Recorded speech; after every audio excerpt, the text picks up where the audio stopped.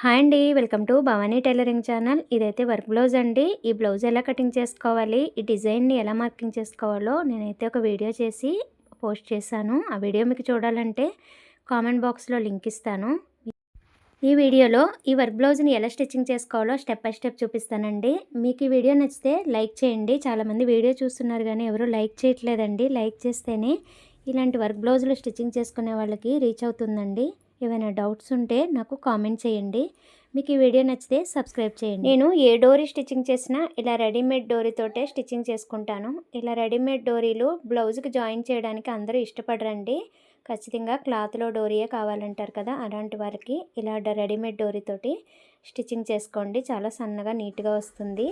ఈ విధంగా రెడీమేడ్ డోరీ తీసుకుని మనం క్రాస్ తీసుకున్నాం కదా కటింగ్ చేసేటప్పుడు డోరీస్ కోసం, ఈ విధంగా ఆ థ్రెడ్ని లోపల పెట్టుకుని స్టార్టింగ్ అనేది ఒక 2-3 కుట్లు పడేలాగా రఫ్ లాక్కోవాలి. రఫ్ లాగిన తర్వాత ఒక పావించు గ్యాప్ వచ్చేలాగా కుట్టు వేసుకుని, ఆ తర్వాత డోరీ పక్క నుంచే కుట్టు వచ్చేలాగా కొంచెం ఇట్లా రైట్ హ్యాండ్ ఉంది కదా, రైట్ హ్యాండ్తో ఒకటి గుంజి పట్టినట్టుగా చేసి ఈ విధంగా సన్నగా నీట్గా కుట్టుకోవాలి.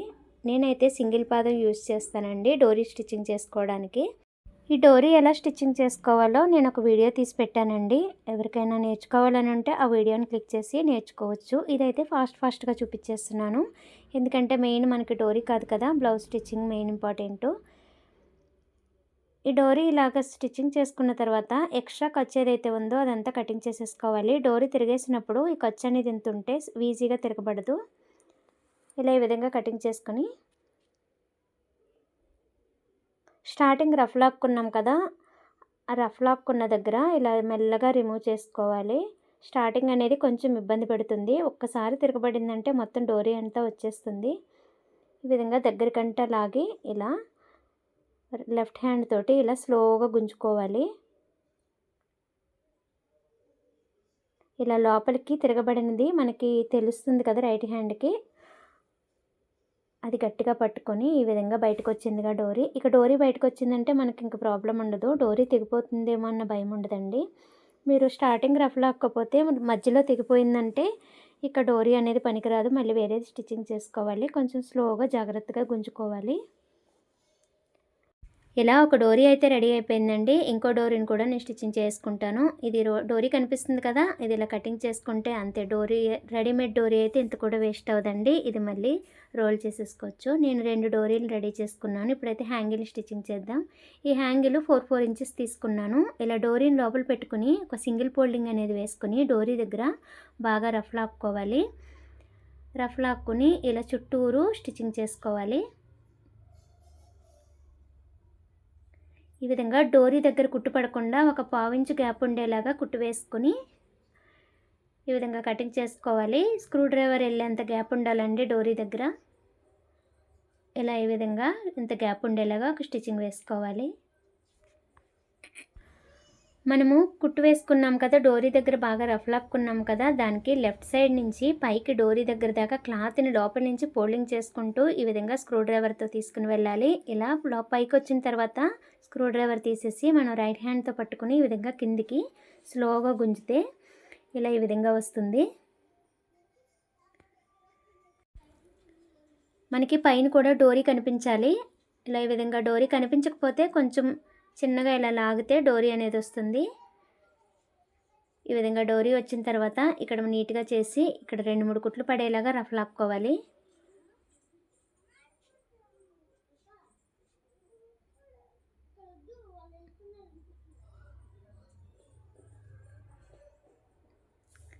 ఈ విధంగా రఫ్ లాక్కుని ఇది ఈజీగా రిమూవ్ అయిపోతుందండి. ఇలా ఈజీగా ఇలా రిటర్న్ తీసుకుంటే ఇలా ఖర్చు కనపడకుండా హ్యాంగిల్ అనేది రెడీ అయిపోతుంది.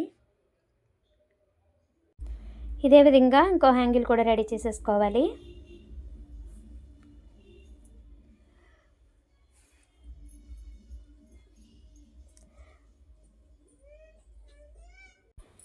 ఇంతేనండి, డోరీ హ్యాంగిల్స్ ఇలా రెడీ చేసేసుకోవాలి. ఇప్పుడు బ్లౌజ్ ఎలా స్టిచ్చింగ్ చేసుకోవాలో చూద్దాం.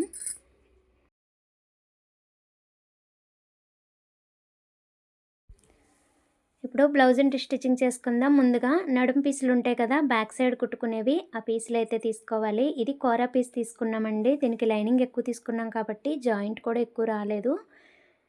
ఇది ఏమీ స్టిచ్చింగ్ చేసుకోవాల్సిన అవసరం లేదు. నార్మల్‌గా అయితే జాయింట్ ఏసుకోవాల్సి వస్తుంది. దీన్ని పక్కన పెట్టేసుకొని ఇప్పుడైతే హుక్స్ పట్టి, కాజా పట్టి తీసుకోవాలి. ఫస్ట్ నడుము పీస్‌ని జాయింట్ చేసుకోవాలి. నెక్స్ట్ హుక్స్ పట్టి, కాజా పట్టిని తీసుకోవాలి.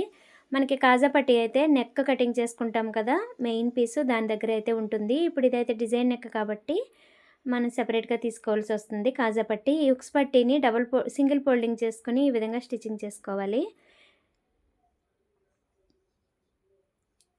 ఇప్పుడు కాజా పట్టీకి క్లాత్ అనేది తీసుకొని కాజా పట్టీని కూడా స్టిచ్చింగ్ చేసేసుకోవాలి.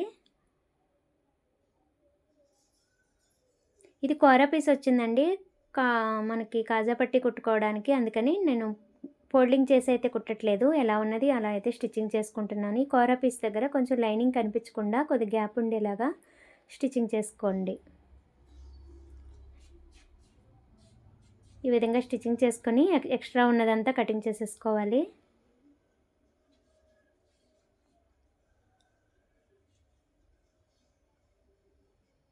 ఇలా కాజా పట్టీని కూడా స్టిచ్చింగ్ చేసుకొని పక్కన పెట్టుకోవాలి. ఇప్పుడు రైట్ సైడ్ పీసులను అయితే జాయిన్ చేసుకోవాలి. ఇవి లైనింగ్ పీసులు కదా, ఇవి పక్కకు పెట్టుకొని ఈ విధంగా మెయిన్ పీసుల్ని మనకు కరెక్ట్‌గా షేప్‌లో ఉండేలాగా సెట్ చేసుకోవాలి.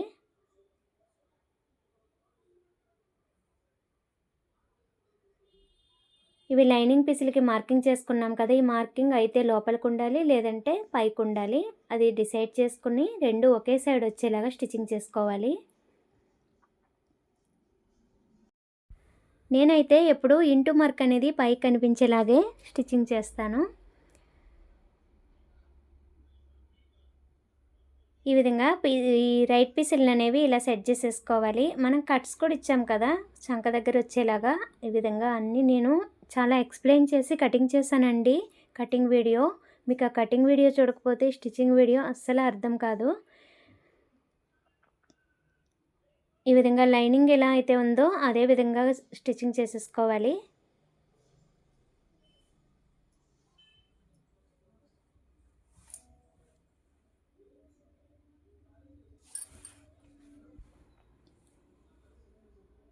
మనకి లైనింగ్ మెయిన్ ఇంపార్టెంట్ అండి. చాలా మెజర్మెంట్స్ తీసుకుని చాలా టైం తీసుకుని కటింగ్ చేసుకుంటాం కదా, ఈ లైనింగ్ అనేది కొంచెం కూడా కటింగ్ చేసుకోకూడదు. ఎక్స్ట్రా ఉన్నది మెయిన్ పీస్ మొత్తం కటింగ్ చేసేసుకోవాలి. ఈ విధంగా మెయిన్ పీస్ ఎక్స్ట్రా ఉంది కదా, లైనింగ్ పీస్ కంటే ఇలా మొత్తం రెండు పీసుల్ని ఈ విధంగా కటింగ్ చేసేసుకొని రెడీ చేసేసుకోవాలి. ఇలా 2 పీసెస్ని స్టిచ్చింగ్ చేసుకొని పక్కకు పెట్టుకోవాలి. ఇప్పుడైతే బ్లౌజ్ బ్యాక్ పార్ట్ని తీసుకుందామండి. ఈ బ్యాక్ పార్ట్ని ఈ విధంగా ఓపెన్ చేసుకొని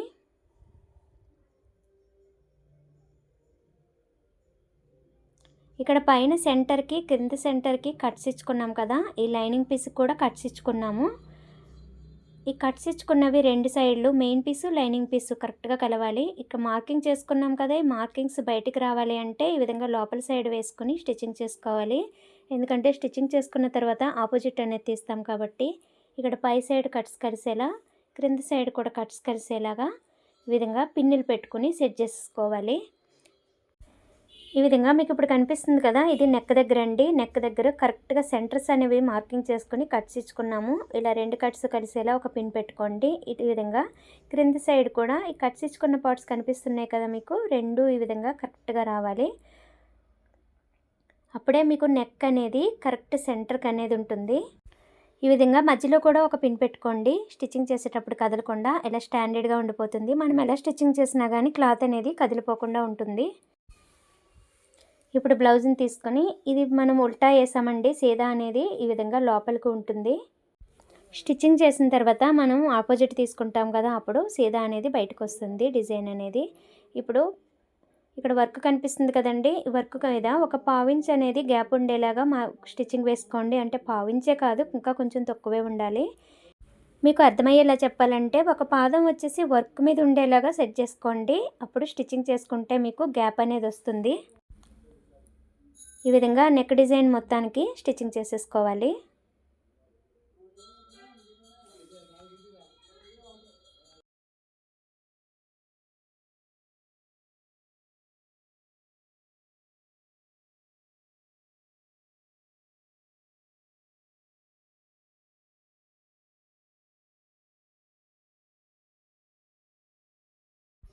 మీకు క్లియర్గా కనిపిస్తుంది కదా, ఒక పాదం అనేది వర్క్ మీదకు ఉంది, ఒక పాదం అనేది వర్క్ కిందకు ఉంది. ఇప్పుడైతే స్టిచ్చింగ్ మనకి నీట్గా వస్తుంది. ఇది కంప్యూటర్ వర్క్ కాబట్టి ఈ విధంగా స్టిచ్చింగ్ చేసుకుంటున్నాము. అదే మగ్గం వర్క్ అయితే సింగిల్ పాదం పెట్టుకొని స్టిచ్చింగ్ చేసుకోవాలి. ఇలా నిడిల్ దించుకోవాలండి. ఈ షేప్ దగ్గర నిడిల్ దించుకొని క్లాత్ అనేది రౌండ్ షేప్లో తిప్పుకొని ఇలా స్టిచ్చింగ్ వేసుకోవాలి.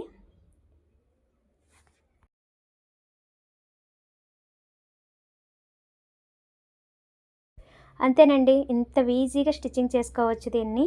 మీరు దీనికి భయపడి వేరే మళ్ళీ టైలర్స్కి ఇస్తూ ఉంటారు కదా, కొంచెం అటు ఇటుగా కుట్టుకోవడం వచ్చిన వాళ్ళు కూడా ఈ డిజైన్ అనేది కుట్టేసుకోవచ్చు. కానీ మెయిన్ కటింగ్ అనేది ఇంపార్టెంట్ అండి. కటింగ్ వీడియో చూసిన వాళ్ళకి స్టిచ్చింగ్ వీడియో చాలా ఈజీగా అర్థమైపోతుంది. ఈ విధంగా నిడిల్స్ అన్నీ తీసేసుకొని ఒక పావించి ఖర్చుండేలాగా అయితే కటింగ్ చేసేసుకోవాలి డిజైన్ మొత్తాన్ని. ఈ విధంగా బ్లౌజ్ను రిటర్న్ వేసుకుంటే స్టిచ్చింగ్ అనేది మనకి నీట్గా కనిపిస్తుంది కదా. ఇలా ఈ విధంగా ఒక పావించి ఖర్చు ఉంచుకొని మిగతా ఎక్స్ట్రా ఉన్నదంతా కటింగ్ చేసేసుకోవాలి.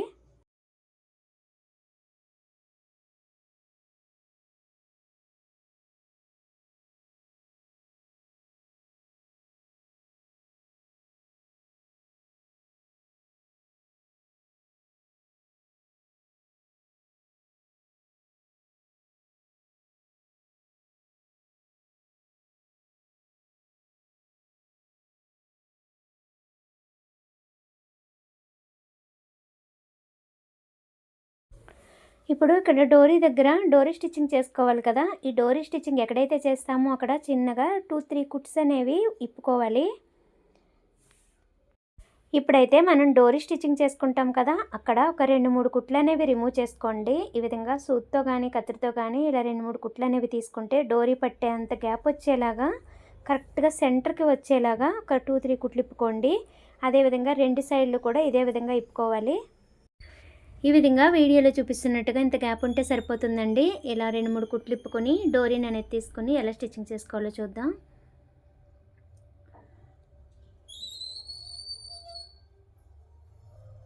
ఈ విధంగా డోరీని తీసుకుని ఇలాగే ఉంచుకోండి. లైనింగ్ పీస్ సైడే ఉంచుకోండి, ఉల్టా సైడే ఉంచుకొని ఇలా ఈ విధంగా లోపల సైడ్ నుంచి మనం హ్యాంగిల్ కుట్టుకోకపోతే స్టార్టింగే ఎటు సైడ్ నుంచి అయినా తీసుకోవచ్చు. ఇప్పుడైతే మనం హ్యాంగిల్ కుట్టేసుకున్నాం కదా, ఇలా లెఫ్ట్ సైడ్ నుంచి ఇలా బయటకు వచ్చేలాగా కొంచెం స్క్రూ డ్రైవర్తో నొక్కుంటే బయటకు వస్తుంది.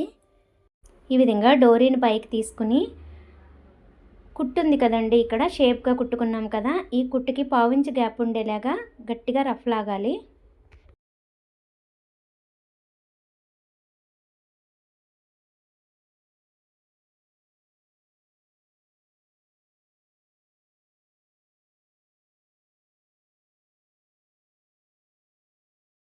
ఇప్పుడు ఇంకో డోరీ దగ్గర కూడా అదే విధంగా ఇప్పుడు డోరీ ఎలా అయితే స్టిచ్చింగ్ చేసుకున్నామో అలాగే స్క్రూ డ్రైవర్తో తీసుకుని ఆపోజిట్ ఇక్కడ కూడా ఒక స్టిచ్చింగ్ వేసుకోండి. డోరీ బయటకు తీయడానికి ఒక 2-3 కుట్లు తిప్పాం కదండి, ఆ కుట్లు ఇప్పిన చోట మళ్ళీ డిజైన్ ఎలా ఉందో అలానే మళ్ళీ స్టిచ్చింగ్ చేసుకోవాలి.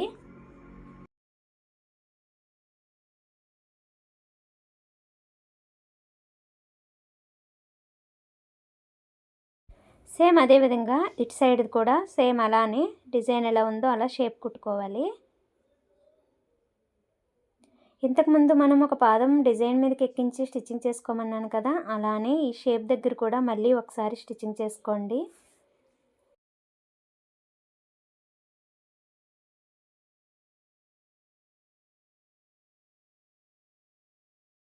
ఇప్పుడు డిజైన్ ఉంది కదా, డిజైన్ మొత్తానికి కట్స్ ఇచ్చుకోవాలండి.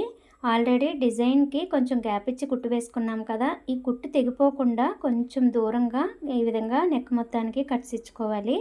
బ్లౌజ్ అనేది అప్పుడే మంచిగా షేప్గా తిరుగుతుంది, లేదంటే పట్టేసినట్టుగా ఉంటుంది, డిజైన్ షేప్ అనేది రాదండి. ఈ బ్లౌజ్ మొత్తం స్టిచ్చింగ్ చేసి వీడియో అయితే అప్లోడ్ చేద్దాం అనుకున్నానండి. కాకపోతే ఇది డిజైన్ బ్లౌజ్ కదా, చాలా లెంతీ అవుతుంది. అందుకే ఒక బ్యాక్ పార్ట్ మాత్రమే నేను ఇప్పుడైతే వీడియో అనేది అప్లోడ్ చేస్తాను. నెక్స్ట్ వీడియోలో ఫ్రంట్ పార్టు ఇంకా హ్యాండ్స్ అనేది స్టిచ్చింగ్ చేసి మీకు వీడియో పెడతానండి. మీకు ఎంతమందికి చూడాలని ఉందో నాకైతే లైక్ చేయండి, కామెంట్ చేయండి. ఇంత టైం తీసుకుని మేము వీడియో చేస్తున్నందుకు నేనైతే లైక్స్ ఎక్స్పెక్ట్ చేస్తున్నానండి. ప్లీజ్ లైక్ చేయండి. ఈ విధంగా బ్లౌజ్ని మొత్తానికి కట్స్ ఇచ్చుకున్న తర్వాత బ్లౌజ్ని ఇలా ఆపోజిట్ అనేది తిరిగేసుకోవాలి. ఇక్కడ మనం డోరీ అయితే స్టిచ్చింగ్ చేసాం కదా, ఇక్కడ నెక్ షేప్ అనేది చాలా బాగా వస్తుంది ఇలా ముందుగానే డోరీ స్టిచ్చింగ్ చేసుకోవడం వల్ల. ఇదే విధంగా బ్లౌజ్ మొత్తాన్ని ఇలా ఆపోజిట్ అనేది తీసుకోవాలి.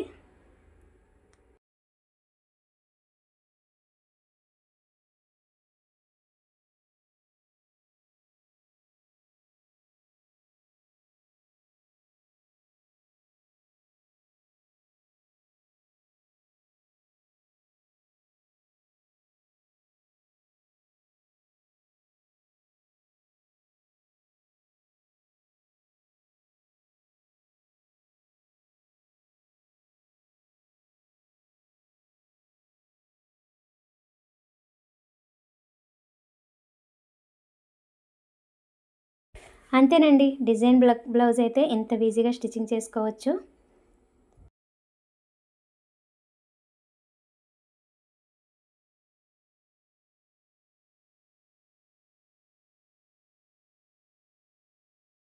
డిజైన్కి కొంచెం గ్యాప్ ఉంచి స్టిచ్చింగ్ చేసుకోమన్నాను కదా, అలా స్టిచ్చింగ్ చేసుకోవడం వల్ల వెనక వైపు ఉండే లైనింగ్ కూడా మనకి బయటికి కనిపించదండి, నీట్గా ఉంటుంది.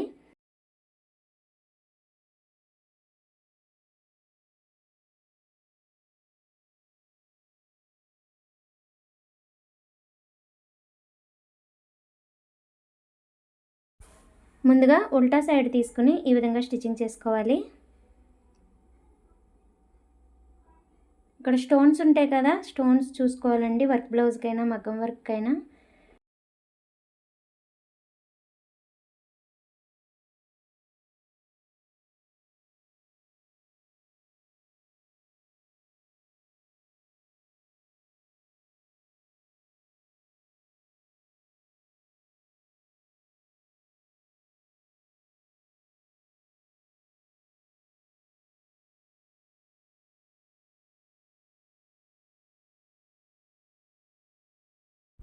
ఒకవైపు ఉల్టా సైడ్ స్టిచ్చింగ్ చేసుకున్నాం కదా, ఇప్పుడు సీదా సైడ్ తిరిగేసుకుని మెయిన్ పీస్ మీద స్టిచ్చింగ్ చేసుకోవాలి. ఇలా స్టిచ్చింగ్ చేసుకోవడం వల్ల ఎక్కడ ముడతలు రాకుండా నీట్గా వస్తుంది.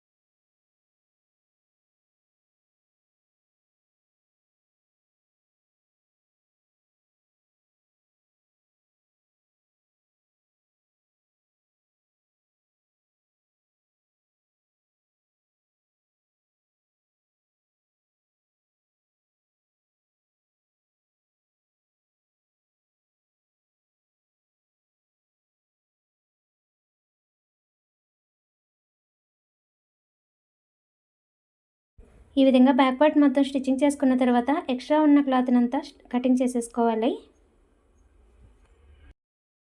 ఈ విధంగా కటింగ్ చేసుకున్న తర్వాత బ్యాక్ సైడ్ అయితే డాట్స్ వేసుకోవాలండి. అయితే ఈ డాట్స్ అయితే నార్మల్గా 3.5 ఇంచెస్ పెట్టుకున్నాం కదా, డాట్స్ అనేవి వర్క్ మీది దాకా వస్తుందండి, వర్క్ అనేది బాగోదు. అలా అయితే ఈ విధంగా కొంచెం తగ్గించి అనేది వేసుకోవాలి. అంటే 3.5 ఇంచులు పెట్టుకున్నాం కదా, 3 ఇంచుల దాకా డాట్స్ అనేవి వేసుకోవచ్చు. లేదంటే కొంచెం రైట్ సైడ్కి వేసుకున్నా బాగానే ఉంటుంది. నేనైతే కొంచెం తగ్గించేస్తున్నాను ఈ డాట్స్ అనేవి.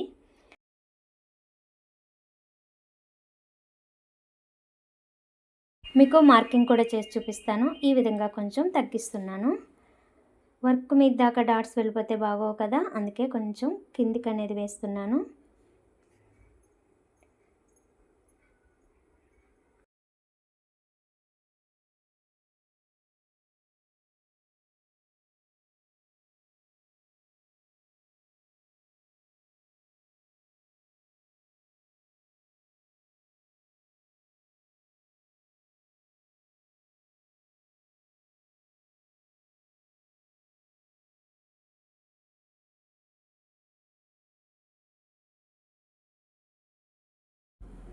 ఇప్పుడు డాట్స్ అయిపోయినాయి కదా, ఇప్పుడు నడుం పీస్ జాయిన్ చేసుకోవాలి.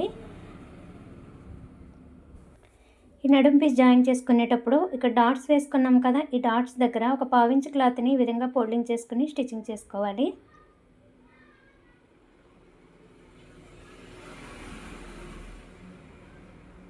ఈ విధంగా స్టిచ్చింగ్ చేసుకుని ఓపెన్ చేసుకుని ఖర్చు రైట్ సైడ్ ఉండేలాగా మనం ఏదైతే పీస్ని జాయిన్ చేసుకుంటున్నామో ఆ పీస్ మీద కుట్టు పడేలాగా ఒక స్టిచ్చింగ్ వేసుకోండి. ఏమింగ్ చేసిన తర్వాత కూడా ఈ లైనింగ్ అనేది మెయిన్ పీస్ సైడ్ కనిపించకుండా నీట్గా ఉంటుంది ఇలా స్టిచ్చింగ్ చేసుకోవడం వల్ల. ఇప్పుడు పెద్ద నెంబర్ కుట్టు వేసుకొని ఇది ఏమింగ్ చేసుకున్న తర్వాత కుట్టు విప్పేస్తాం కదా, దానికోసం ఈ కుట్టు అనేది వేసుకోవాలి. ఒక 5 నెంబరు అనేది పెట్టుకుని ఈ కుట్టు వేసుకోండి. అంతేనండి, బ్యాక్ పార్ట్ అయితే కంప్లీట్ అయిపోయింది. నేనైతే మొత్తం స్టిచ్చింగ్ పెడదాం అనుకున్నాను, కానీ ఇది డిజైన్ బ్లౌజ్ వల్ల వీడియో లెంతీ అవుతుందని ఒక బ్యాక్ పార్ట్ మాత్రమే పెడుతున్నాను. మీకు ఫ్రంట్ పార్ట్, హ్యాండ్స్ అన్ని స్టిచ్చింగ్ బ్లౌజ్ టోటల్గా స్టిచ్చింగ్ కావాలి అనుకుంటే ప్లీజ్ అండి లైక్ చేయండి. లైక్లు ఎక్కువ వస్తే నేను తొందరగానే వీడియో అప్లోడ్ చేస్తానండి, ఎందుకంటే మీరు అందరూ ఇష్టపడుతున్నారని నాకు కూడా అర్థమవుతుంది.